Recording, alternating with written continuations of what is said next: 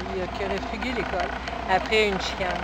Donc, nous avons fait des recherches et près d'une heure plus tard, nous avons retrouvé l'enfant qui était juché à la cime d'un arbre à près de 40 à 50 pieds de haut. Nous avons tenté des approches pour essayer de raisonner l'enfant et de le faire descendre. Pour l'instant, ça n'a pas marché. Donc, nous nous sommes retirés afin de s'assurer que l'enfant ne fasse pas de faux mouvements et qu'il n'y ait pas de chute. Et nous attendons un certain moment et après, nous allons retenter une prochaine approche. Est-ce que c'est la première fois que c'est des feux comme ça? C'est un enfant qui a eu des problèmes antérieurement? Je ne pourrais pas vous dire, je n'ai pas d'informations concernant les feux, si le jeune a déjà fait des feux. Parlez-moi de tout le déploiement là, ici. Là. Il n'y a pas juste un camion, mais plusieurs choses. Là.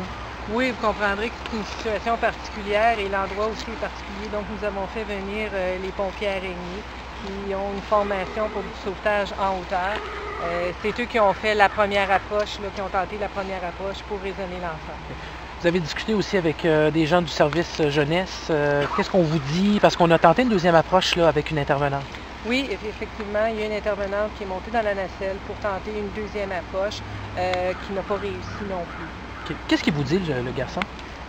En fait, il ne veut pas entrer en contact avec nous. Pour l'instant, on n'arrive pas à avoir de communication avec lui. On a des informations à l'effet qu'il est dans une famille d'accueil. Est-ce que c'est des informations que vous possédez, ça?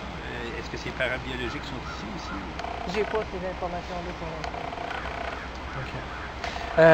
On a vu là, qu'à chaque fois que vous tentez une approche, il semble vouloir monter un peu plus haut. C'est ça le danger, en fait. Là. Oui, c'est ça le danger, parce que les premières approches qu'on a fait, l'enfant a monté plus haut, il a même changé d'arbre en hauteur. Donc, ils vont être sûrs qu'il ne fasse pas de faux mouvements, qu'il n'y ait pas de branches qui cassent et que l'enfant tombe. Et c'est pour cette raison que nous nous sommes retirés pour l'instant. Combien de policiers et de pompiers sont sur place approximativement, là, au moment où on se parle?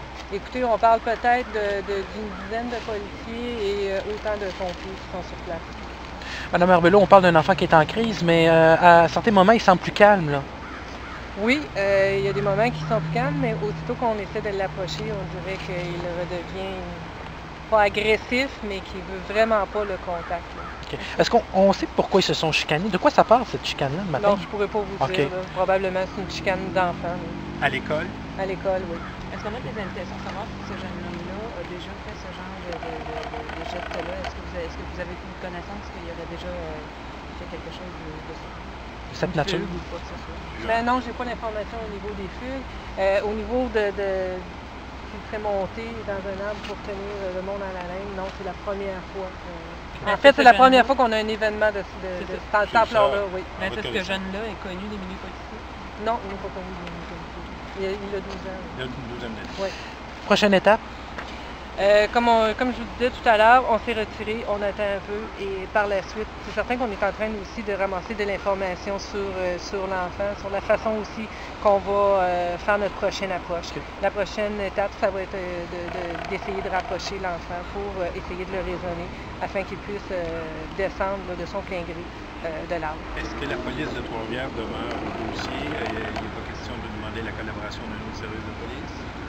Pour l'instant, oui, la police de Trois-Rivières demeure au dossier. Il n'est pas exclu qu'on demande la collaboration de la Sûreté pour un négociateur ou pas. Tout à l'heure, certains nous disaient qu'il y avait au moins un membre de la famille, là, que ce soit biologique ou adoptif. Là. Est-ce que il était sur place. Ouais. Oui, son père était sur place. Je ne peux pas vous dire si c'est son père biologique ou père adoptif, mais son père était sur place. Il a pris part à la négociation? Au début, oui. Okay. Là, il s'est retiré? Après, il s'est retiré, effectivement, parce qu'on n'était pas capable d'avoir de contact. OK. Merci beaucoup, Mme Merci beaucoup, Mme Arbelot.